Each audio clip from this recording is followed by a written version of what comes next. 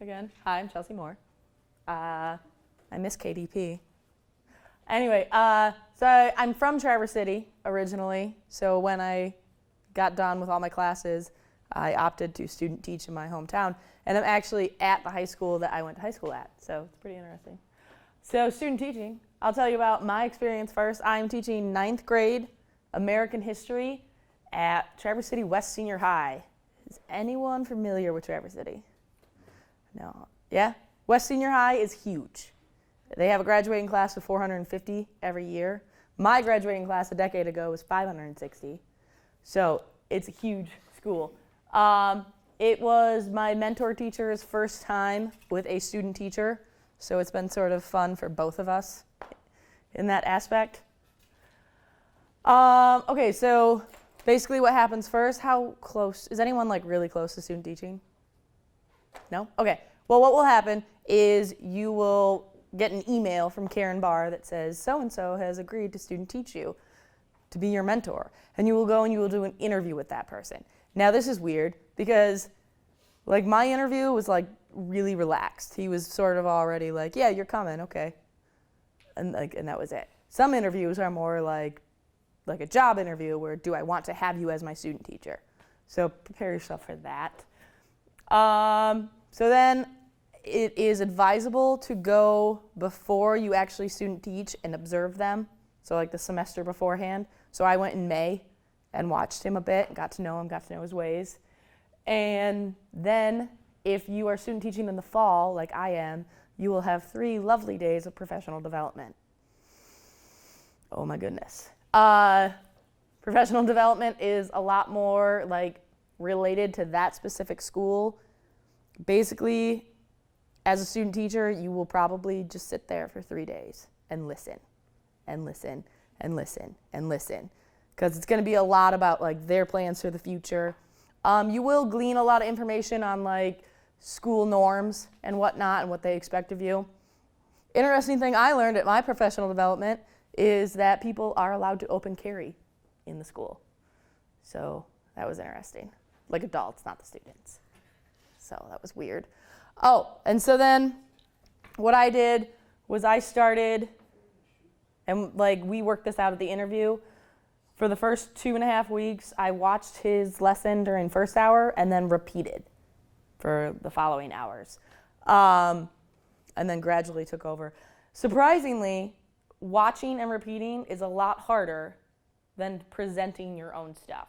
Because when you present your own stuff, it's all stuff you've researched, all stuff you've planned out, like you know it really intimately, right? Just watching and repeating, I found to be a lot harder because I didn't know that stuff as well as I probably should have.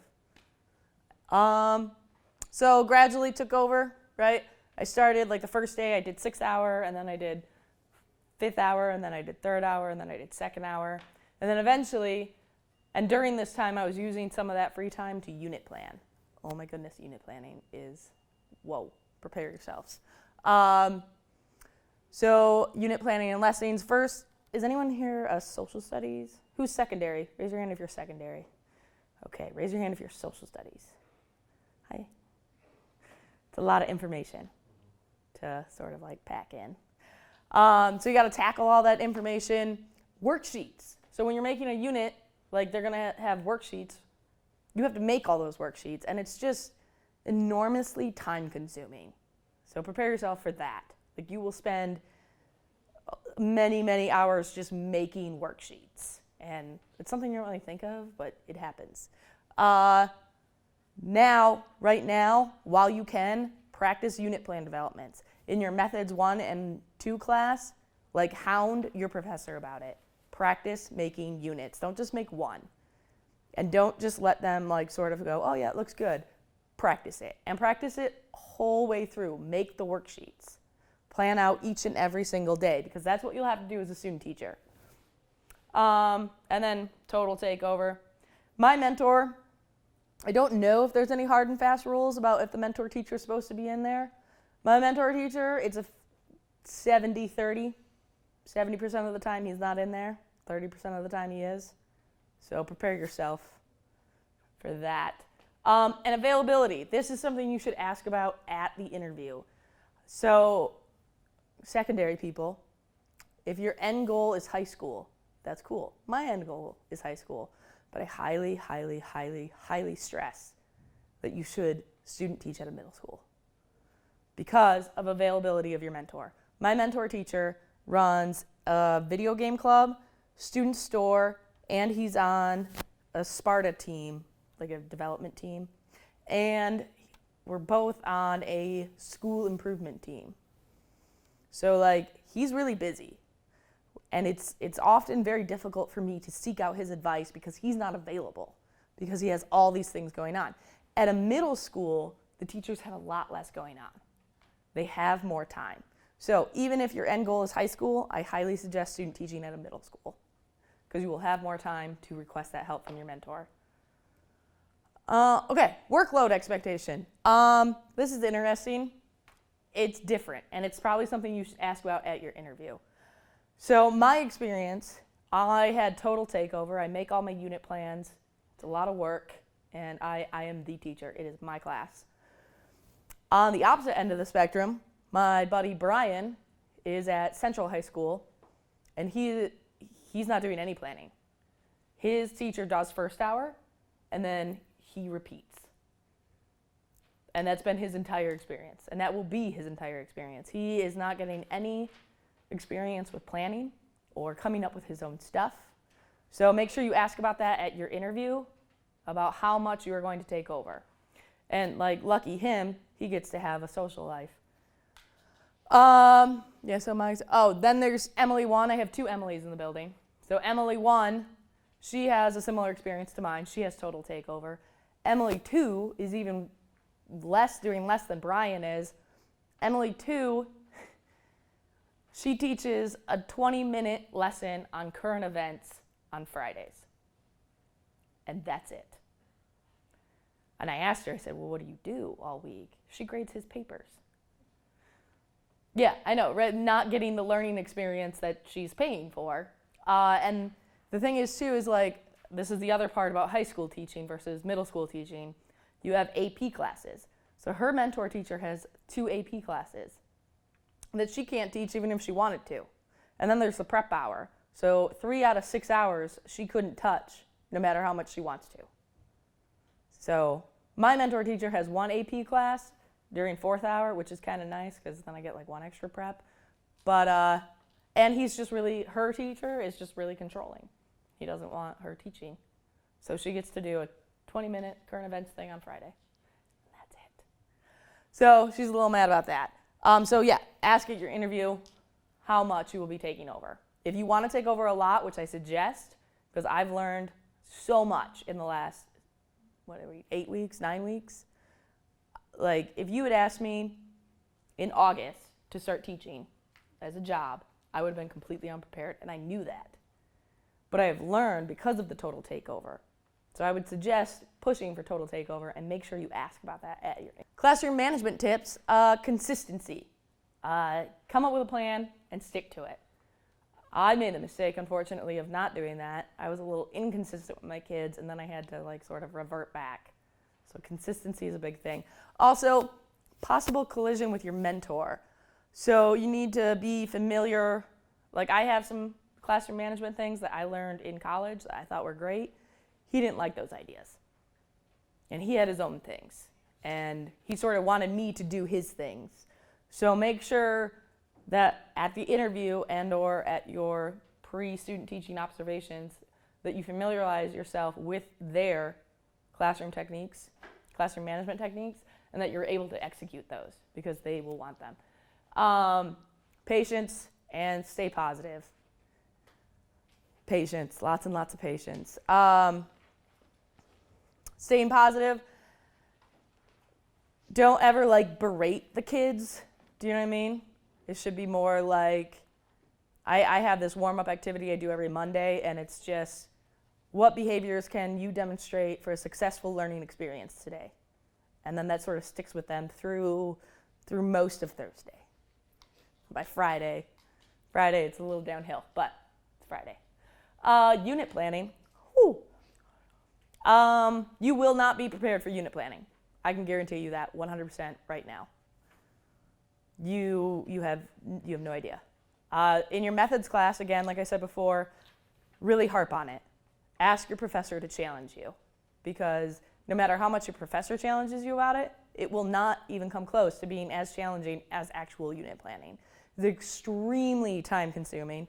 It's extremely confusing at first. You have to be very, very well organized, prepared to go through a calendar many times. But as a positive, mentor teacher probably has like a zip drive or a file they can email you of a bunch of material. Now, in my case, this material was not organized in any way, which was unfortunate. My friend Brian, his mentor teacher, is very organized, so it was like civics unit file, day 1 file, day 2 file, day 3 file. Awesome for him. Didn't have that. Plus, you should really practice planning your own with their guidance available, because when you get hired, if you're planning and running into problems, you're not going to have anyone there to answer your questions. What's the other one? Oh, and yeah, use the internet. Plenty of stuff out there. Don't reinvent the wheel. For my World War I unit, I literally just Googled World War I unit and found one. Tweaked it quite a bit, but it was helpful. Lessons, Google lessons and visual lessons. Preparing yourself. Money. How many of you already know what you're going to do about money during your student teaching semester? You should probably get on that. You will not have, if you have total takeover, which you should, because that will teach you how to be a teacher, you will not have any time to make money, to pay rent or phone bill, food, nothing. Apply for scholarships. Get scholarships like mad. Save money. And what did I? Pay all your bills out ahead of time. So like I got my scholarship money back, your refund that you get, and I paid my car insurance out until January. I paid my daycare out until January. I paid my cell phone bill out until January. Every single one of my bills is paid until January. Now I got $3,500 back for my scholarships, and after paying all my bills out till January, I had about $200 left. So that was exciting. Of that money. I had other money that I saved up. Also, fun fact, if you live in Lansing, you can donate plasma for money. There's that. Find somewhere to live for free, if you can. So like I went home. I moved back from Big Rapids back to Traverse City, so I lived with my parents, right? That's fun. So much fun. My friend Emily that I work with, the other student teacher, Emily 1, she had a really fortunate situation. She had some friends who have a summer house in Traverse City, and so she's house sitting, which I don't know why you need someone to like sit your house, but she gets to stay there for free. So she got really fortunate on that. And then Emily 2, she's staying with some friends who had a guest bedroom, so she got to stay with them. So that worked out. Although she probably has time to work, since how she only does that 20-minute lesson every day, every Friday. Pay all bills out. Yeah, don't leave anything needing to be paid. Anything at all. Because guarantee on the fact that you will be broke. Just guarantee on that. So don't be like, oh, I'll come up with that $100 for car insurance somehow every month. No, you won't. You will just default on your car insurance. Sign up for substitute teaching immediately. This is the one way you can make money. So whatever substitute teaching organization is in the area you're student teaching in, like here it's EduStaff. In Traverse City it's PCMI or WillSub. So sign up immediately, because around week 5 your mentor teacher is going to start feeling like, hey, I could use some days off. And it looks like you got this, so how about you be paid to be here? If you don't sign up for substitute teaching and your mentor teacher calls in sick, some other substitute's going to come in and sit on their butt all day while you work, and they're going to get paid and you're not. So that's going to be unfortunate. Preparing yourself emotionally. So on the first day, during those PD, try to locate the other student teachers in the building. I have 4 other student teachers in my building, and we go out for drinks every Tuesday. It's half off sushi and half off martinis. It's delicious. And we just, it's like word vomit. We just all de-stress. And that emotional support, I don't know how I would get through student teaching without that emotional support. You just go to them and you're like, oh my God, do you suck at this as much as I do? And they're like, yeah, I do. Not so much anymore, but like in those first couple weeks, it's a little rough. So yeah, support system. If you're student teaching in an area where your family is, that's really awesome. And building full of people. You are in a building full of people that you don't know, and they all know each other. And they've all known each other for years. And there is like no way, and they all view you as temporary. They all look at you and go, oh, you're only going to be here for 3 months. And they really don't go out of their way to interact with you. Your mentor teacher might, because you're with them all day. But as far as everyone else, like, you will be surrounded by people and not know any of them.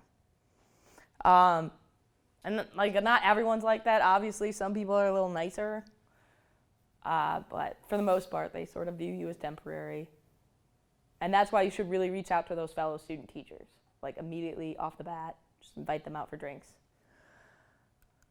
Oh, that's all I have. That went really fast. Any questions? Oh yeah, that is something I should probably mention. Do not, absolutely under no circumstances, take another class while you're student teaching. I started college when I was almost 25. I was a single mother. I am a single mother. And I worked 40 plus hours a week while taking 18 credits. I got my degree in 3 years instead of 4, on top of all those things. I am extremely proficient at time management and getting work done. And I am telling you, do not take another class while you're student teaching. Don't do it. Like, if I'm saying that, trust me, you can't do it. It's just not possible. The only thing going on in your life should be student teaching. Sorry, didn't mean to like. How dare you even think of it? Any other questions? Do you ever have to come back to Big Rapids, like, to meet with a professor or anything? Well, I had to come back for this, obviously. But no, so Ferris has, what do you call them, like, statewide programs. And in Traverse City, there's the University Center. And I think there's one in Flint. See, she's nodding. Yeah, There's one in Lansing. So, and Karen Barr will sort this out with you. So there should be, like, my guy is Glenn Soloway, and we meet at the UC in Traverse City. And then we have one person who's in Kingsley, which is like 15 minutes outside of Traverse City. They come to ours too, because it's the closest one. So Ferris is pretty good about that. They try to be pretty nice to you there. So no, you don't. There are things that your student teaching advisor, Glenn Soloway, will expect from you while you're student teaching. You have to make like a portfolio, which I did over the summer because I just knew it was going to be expected, so I just made my portfolio. So it's done. I don't have to worry about it. I have to do assessment analysis, which is time consuming. And it's where you make one of your assessments for your students, and then you analyze how it went, like boys versus girls, special ed versus gen ed, stuff like that. So, and then we do like a weekly journal or a discussion post. So you will have that. Other questions? So you don't have to meet with a class, do you mean? Well, it's called a cohort. Oh. So it's Brian and I, and then the girl from Kingsley. We meet 3 times. Once before the semester, we just met like last week, and then we'll meet one more time towards the end. So it's your cohort. And like, I've known Brian for years, so that wasn't like a surprise. This other girl's new, I don't know her. Any other questions? How soon did you know your placement before school started? Well, so I applied in the spring though.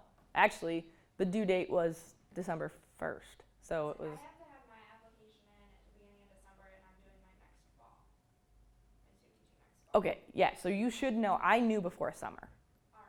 Yeah, because I went and interviewed with him and then watched some of his classes in May. So I knew about March is when I knew. You're elementary, aren't you? Yeah. Yeah, that's so popular. I don't know why you wouldn't want to be high school.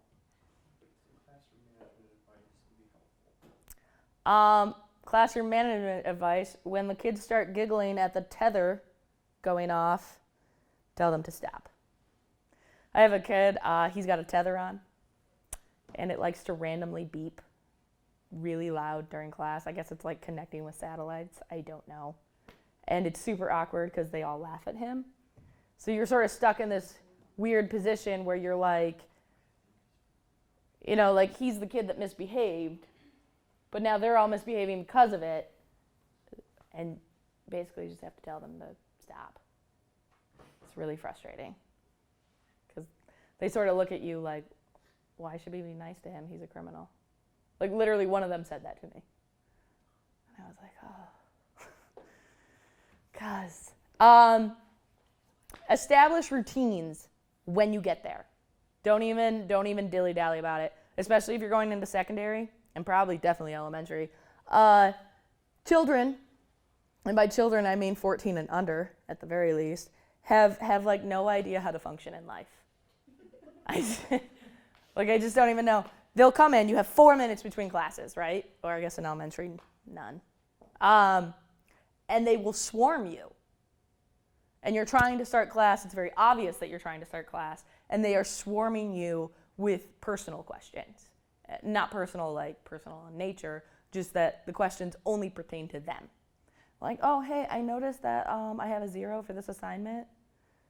Stuff like that. And they're literally like, I have had at least 10 students just like, and I'm trying to start class. And in the meanwhile, the group of kids behind them are going nuts, right? So you have to really establish those routines right off the bat.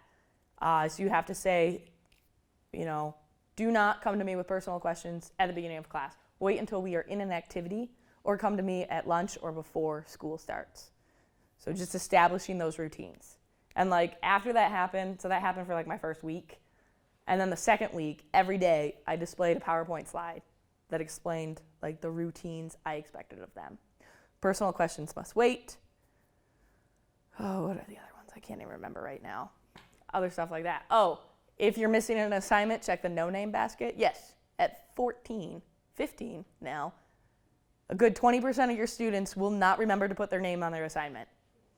And you'll have like a basket of like no-name stuff, and they will come to you, mad at you. Like, you gave me a 0 for this assignment and I turned it in. Okay, check the no-name basket. I have said check the no-name basket every day for the last 9 weeks, which strikes me as odd because every Monday I still show that slide of classroom expectations.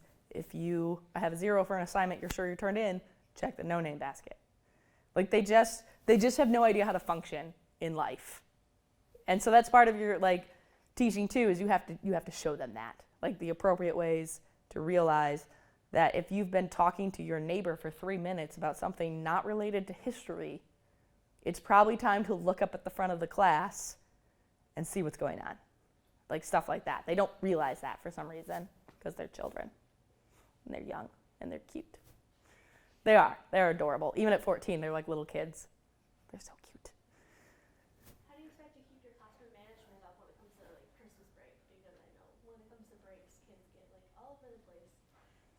Again, with those slides, and then we also have something called Achieve slides, which sometimes I'll show, but frankly, I prefer my PowerPoints. Again, just at the beginning, like when you come back from Christmas break, every day for that first week, just spend 2 minutes in the beginning of the class. These are your expectations. Don't forget them. Also, sometimes after a bad day, I'll do a warm-up. Did I already mention this?